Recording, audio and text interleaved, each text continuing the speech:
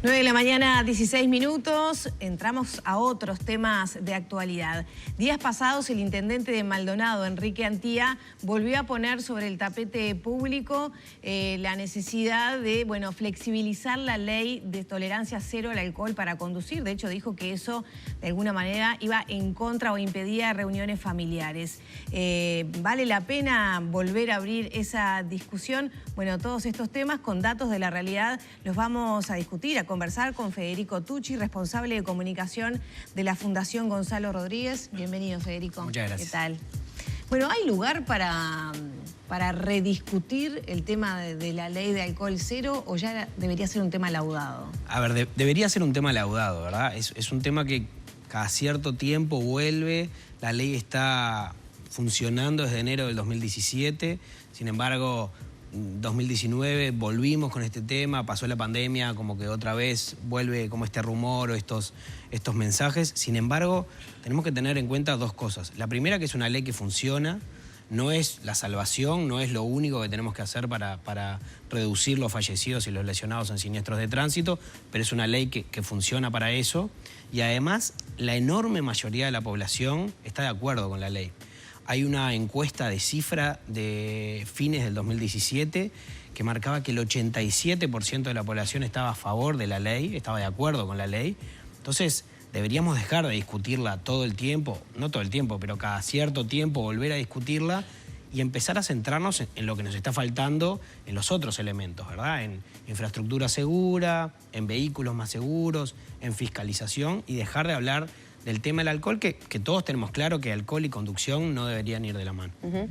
Sí, después tenemos que hablar de todas las consecuencias, ya no solo a nivel social, sino del costo país que tiene, ¿no? Altísimas. En el entorno del 3% del PBI. En general se calcula más o menos unos 1.500 millones de dólares al año lo que nos cuestan los siniestros de tránsito. En épocas en donde todo el mundo, desde todos lados, buscamos como recursos económicos para mejorarle el país, ¿verdad? Podríamos estar destinando eso a educación o a una mejor salud, o a lo que entendamos, lo estamos perdiendo. Eso solamente hablando en números, ¿verdad? En la parte económica. Atrás de eso hay familias, hay vidas, hay hijos. Exactamente. Y hay un montón de personas que no fallecen, obviamente, pero tenemos más de 23.000 lesionados, ya muchísima gente también, muchos de esos que quedan con secuelas importantes que el resto de la sociedad tiene que colaborar con ellos. Federico, para seguir con el tema, sobre todo espirometrías y alcohol cero en sangre y demás, los datos de la UNACEF marcan un 7% de espirometrías positivas. ¿Eso respecto a los siniestros de tránsito o en general en los controles que se realizan del total de espirometrías se mantienen en ese entorno? En realidad, esos datos son de espirometrías que se hacen en controles y de siniestros de tránsito, pero hay que tener como una salvedad. ¿Son similares? Sí, en realidad es como la suma de todas esas. Pero hay que tener una salvedad que es importante. Primero, que en los siniestros de tránsito graves no se hacen espirometrías, ¿no? Si yo tengo un conductor, en este caso, que está grave... ¿Tampoco a nivel de la sangre? Bueno, depende qué pase después, en realidad, ¿verdad? Porque si el conductor termina falleciendo, a veces eso se pierde en el momento. Aparte, muchas veces eso lo hace policía y después ya queda perdido en el proceso, digamos. Entonces, eso ya no se computa. Y obviamente a los fallecidos tampoco. Entonces, en realidad, solemos decir que hay un subregistro importante. De hecho, hay estudios del Hospital de Clínicas que sitúan más cercano al 28% de los siniestros que están relacionados con alcohol. Es un número bastante más. Y la OMS... ¿Pero y cómo llegan a ese dato? En realidad por la cantidad de ingresos que tienen al hospital. De gente que termina siendo tratado en traumatología por siniestros de tránsito relacionados con el alcohol. O sea, el 28% de los siniestrados que llegan al hospital de clínicas habían consumido alcohol. Están relacionados con el alcohol en alguna medida, exacto. Claro, y conducción, ¿cómo se comprueba ¿verdad? eso? Y bueno, en realidad por eso... ¿Se hace algún tipo, por eso, de control en sangre? Claro, al momento de ingresar al hospital seguramente sí, pero eso ya no forma parte de lo que junta una SEB, digamos, ¿verdad? Claro, pero hay un abismo entre un 7 y un 28, ¿no? Y de hecho es peor, porque, por ejemplo, la OMS marca ciertos estudios que darían hasta un 35% en Uruguay. Entonces, hay un subregistro importante, es real, Y la manera de achicar esa brecha es con mayor fiscalización. Pasa lo mismo que pasaba en el COVID, que muchas veces decíamos, bueno, si no se testea, yo no tengo resultados. Claro. Y bueno, esto es igual, si yo no controlo, si yo no fiscalizo, tanto en las rutas nacionales como en las ciudades, porque hay que entender que no solamente tenemos siniestros graves con fallecidos y lesionados en las rutas, en las ciudades también. Pero si yo no fiscalizo, es imposible que yo controle y sepa efectivamente cuánta gente hay. ¿Fiscalizar una vez que se da el siniestro o fiscalizar en controles random en vía pública? Antes también, sin duda, en controles esporádicos. Las cámaras de seguridad son un evento muy importante. De hecho, Montevideo, digamos que es un ejemplo importante a la hora de ello porque ha logrado reducir la siniestralidad vial. Tiene prácticamente la media del Uruguay, son datos muy alentadores, pero no son suficientes las cámaras.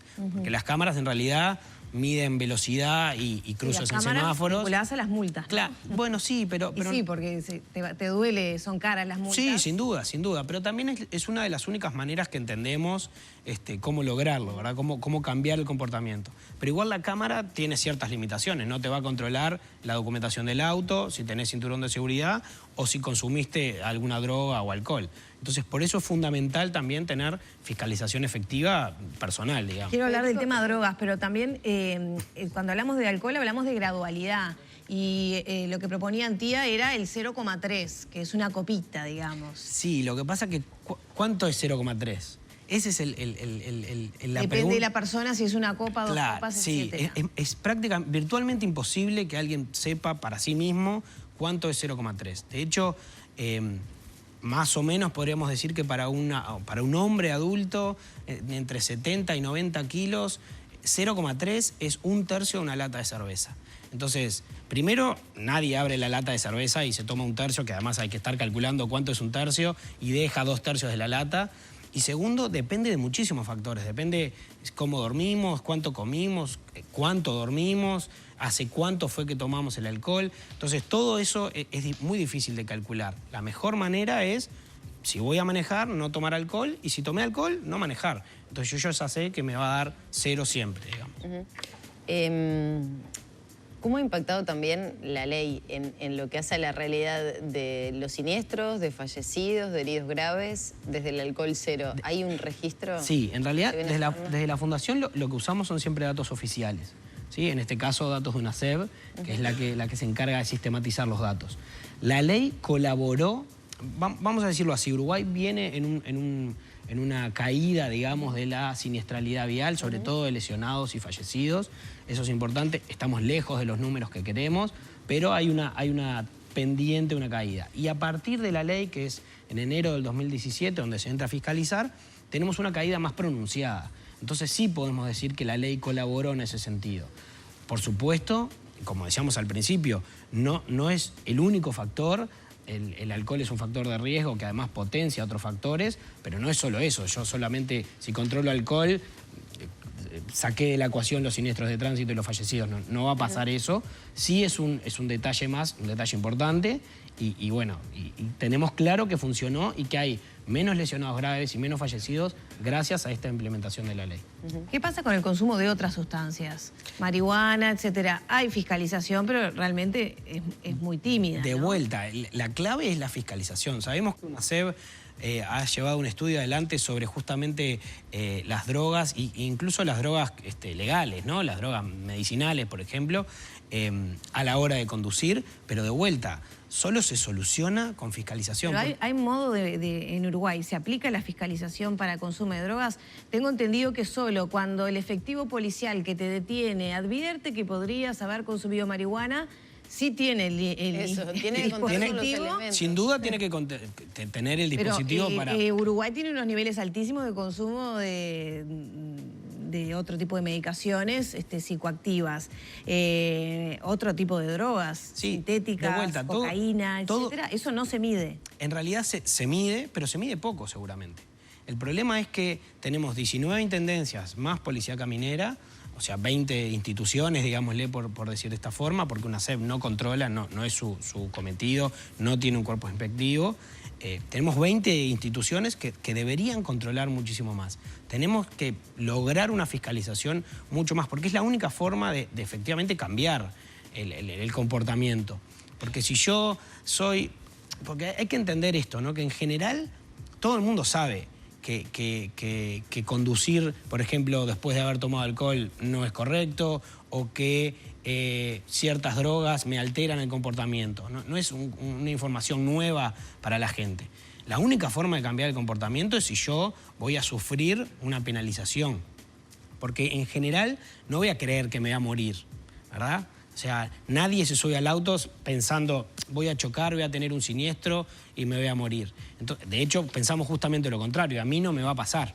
Es como el pensamiento general. Entonces, la única forma que tenemos es la fiscalización, que yo pueda controlar, y hay fiscalización electrónica y fiscalización personal, digamos, que efectivamente, primero, nos dé un panorama más real de lo que estamos teniendo y segundo, evite que la gente maneje habiendo consumido alguna droga o alcohol.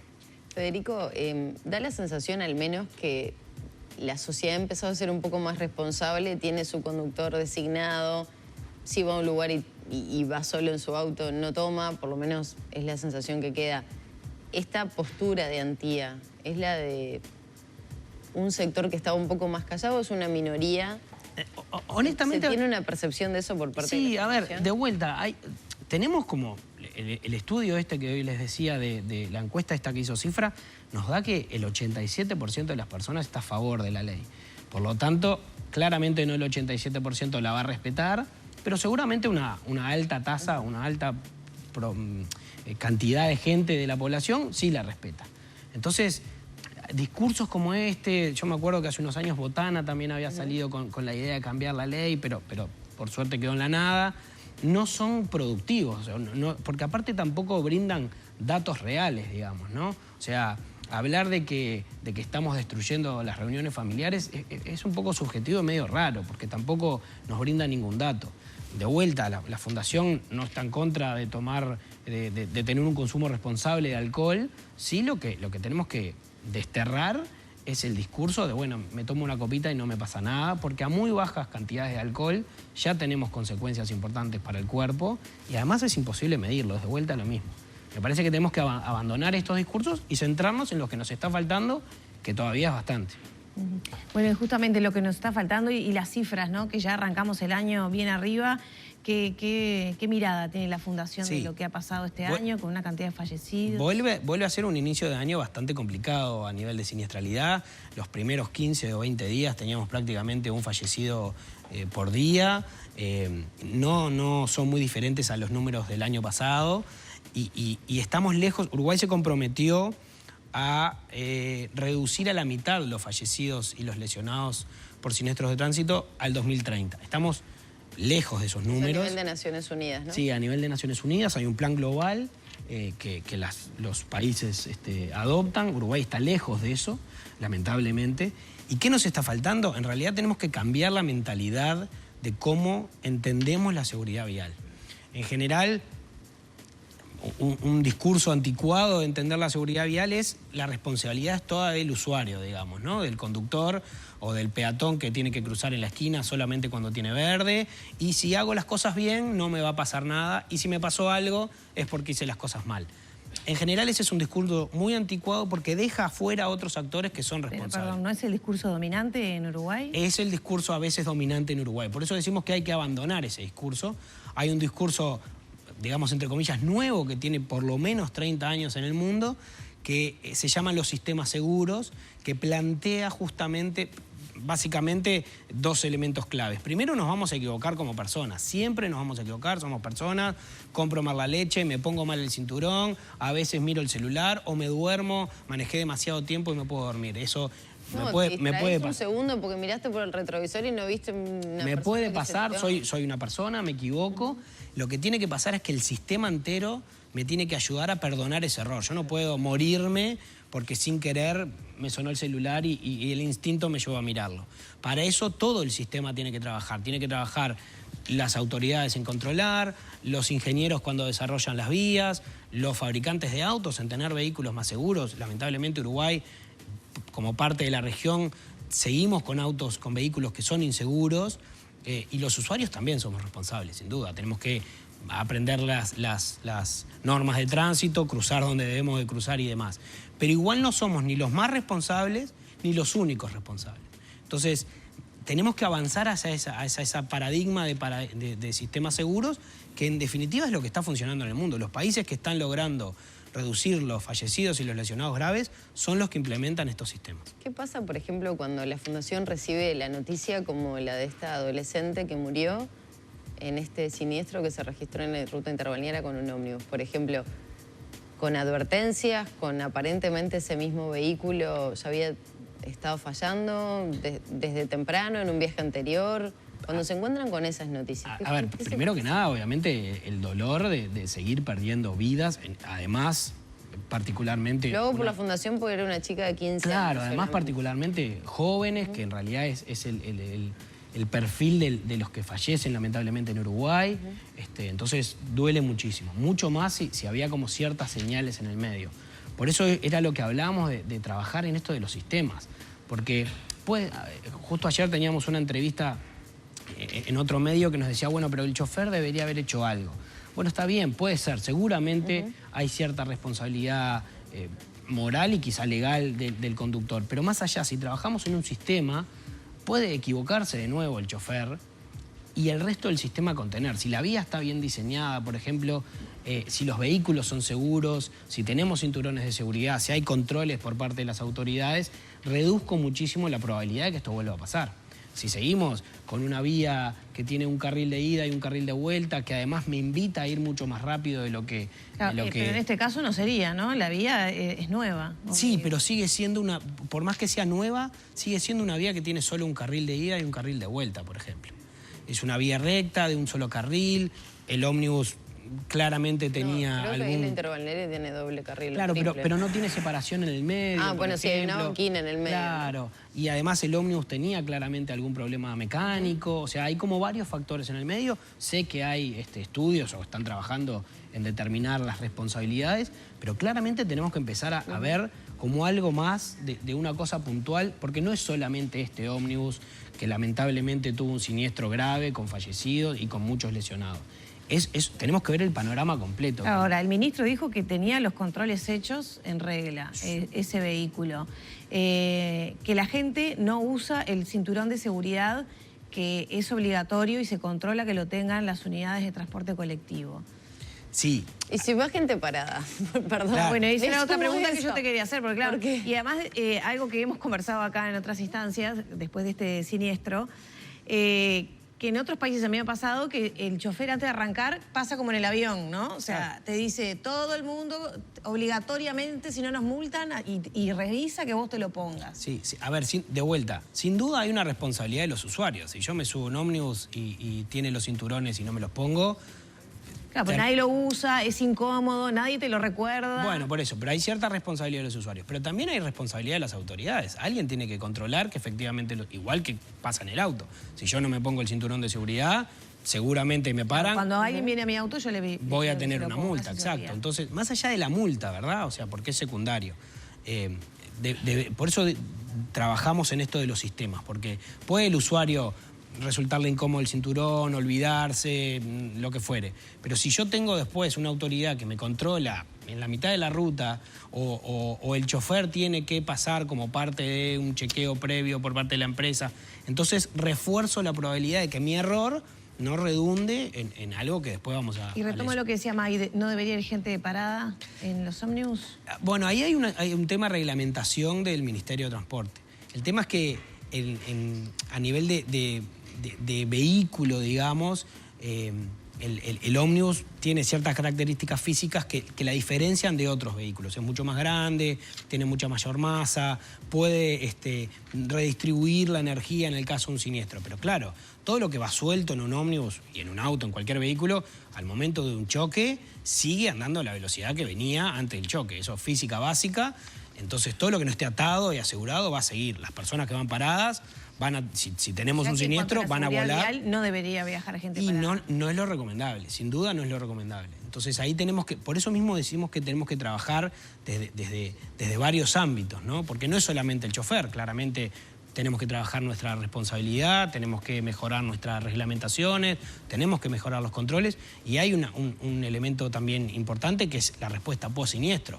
Cuanto más tardo yo en llegar las emergencias médicas a los siniestros, cada minuto es fundamental. El minuto de oro. Claro, exacto. Esa ventana ahí de la primera hora es fundamental. Entonces ahí también hay que trabajar fuerte. Muchas gracias, Federico. Por favor, muchísimas gracias a ustedes.